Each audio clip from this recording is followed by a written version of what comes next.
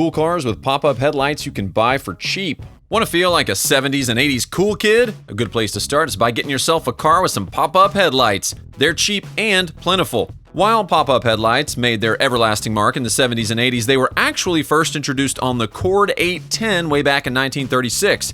Now, we're not going back that far on this list, but we do want to first highlight a few models from the 60s.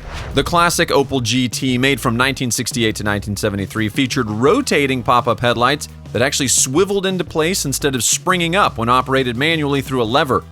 They were only available in left-hand drive cars sold exclusively in Europe, but one can now be had for a starting price of $7,500.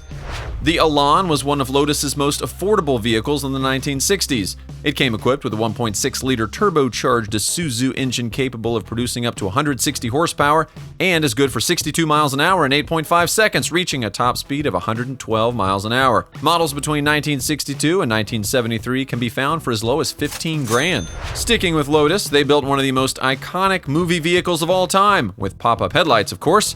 Thanks to the 1977 James Bond picture The Spy Who Loved Me, the Lotus Esprit S1 wowed audiences when it took a plunge off a pier and converted into a personal submersible. Wannabe Bonds all over the globe pined for this car, including a young Elon Musk. In fact, he now owns that same screen-used aquatic car. Bold move for a real-life Bond villain. You can pick up a 76 to 78 Esprit S1 for as low as $16,500 if you're lucky. Of course, Porsche wasn't immune to the pop-up craze either. The 914 was the first model Porsche built with those ubiquitous headlamps, also known as the VW Porsche 914. The car was marketed between 1969 and 1976 by the two collaborating brands, Porsche and Volkswagen. Porsche replaced the 914 with the 924 in 1976. You can get a 924 for a cool $8,500 today. The 928 and 944 also featured round pop-up headlights. Honda produced the Prelude in 5 versions, but only 2 had pop-up headlights. The first one had a conservative design, but the second was different.